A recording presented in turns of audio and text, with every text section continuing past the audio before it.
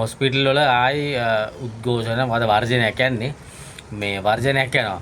දැන් ඔය වර්ජන මේ කරන්න අපි විතරයි දන්නේ කියලා අතර ටිල්විල් සහෝදරයා කිව්වා නේද? මට නම් තේරෙන්නේ නැහැ. හැබැයි මට නම් හිතන විදිහට මේව වර්ජන කරන්නේ JVP නෙමෙයි. මේ JVP නෙමෙයි වෙන මොකද අනිත් උන් ඉන්නකොටත් මුං වර්ජනය කරනවා නම් දැන් මුං ඉන්නකොට මුං වර්ජනය කරනවා නම් ඒ කියන්නේ ලොකු ප්‍රශ්නයක් තියෙනවා කියන එක. ඒ කියන්නේ මේක කාටවත් කන්ට්‍රෝල් කරන්න බෑ.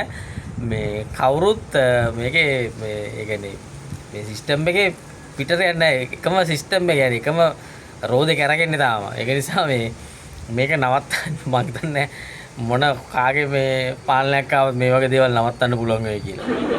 එක්ක දොස්තර කෙනෙක් මේකේ මේ රාජකම් කරන්න ඕනේ. මං හිතන්නේ ඒකත් හරියයි කියලා. අර අනුරාධපුරයේ මිනිස්සු බනින්නේ අනුරාධපුරයේ මිනිහෙක් ජනාධිපති කරලා උන්ට මොකුත් නැහැ කියලා. ඉතින් ඒ වගේ තමයි. ඒ කියන්නේ මම දන්නේ නැහැ ඉතින්. ආමුතු විදිය අපේ මිනිස්සු හිතන්නේ කමක් නැහැ ඉතින්. මේ විදිහට යන්න වෙනවා ඉතින් තවත් ඉස්සරහට.